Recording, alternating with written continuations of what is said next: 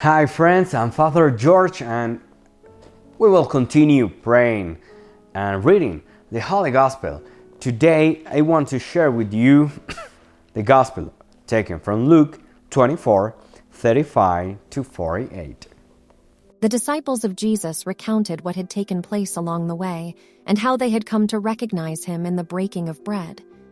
While they were still speaking about this, he stood in their midst and said to them, "Peace be with you." But they were startled and terrified and thought that they were seeing a ghost. Then he said to them, "Why are you troubled? And why do questions arise in your hearts? Look at my hands and my feet, that it is I myself. Touch me and see, because a ghost does not have flesh and bones as you can see I have." And as he said this, he showed them his hands and his feet. While they were still incredulous for joy and were amazed, he asked them, "Have you anything here to eat?" They gave him a piece of baked fish. He took it and ate it in front of them.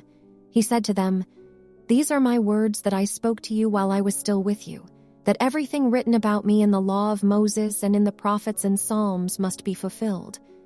Then he opened their minds to understand the scriptures. And he said to them, "Thus it is written that the Messiah would suffer and rise from the dead on the third day, and that repentance for the forgiveness of sins would be preached in his name to all the nations, beginning from Jerusalem. You are witnesses of these things." The Gospel of the Lord's. Today, the risen Christ meets again his disciples with his desire of peace. Peace be with you. This is how he makes disappear the fears and forebodings the apostle had accumulated during their days of passion and loneliness. He's not a ghost, but totally real. At times, however, pride in our lives is taking shape as if it were the only reality possible. At times also, it is our lack of faith and of interior life which is changing things.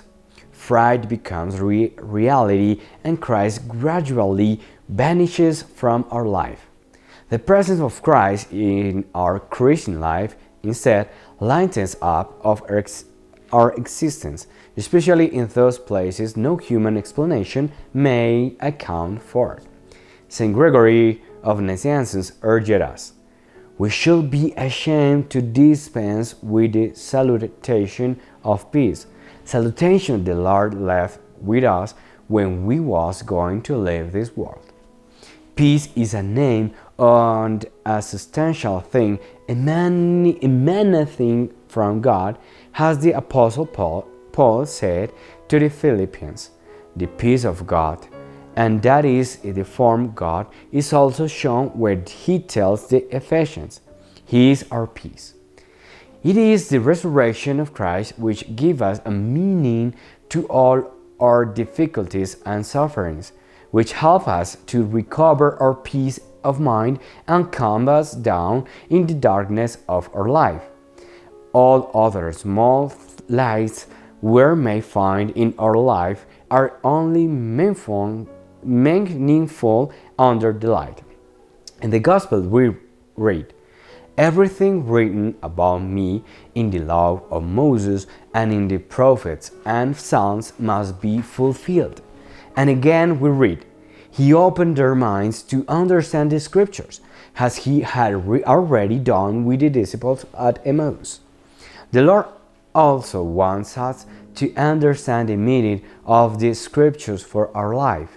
He wants our poor heart to become a flaming heart like his, with the explanation of the scriptures and the chunk of bread, the Holy Eucharistic. In other words, the Christian task is to see how he makes his story become a story of salvation. That's the message for today. See you tomorrow, and remember to live in love, because love gives value to things.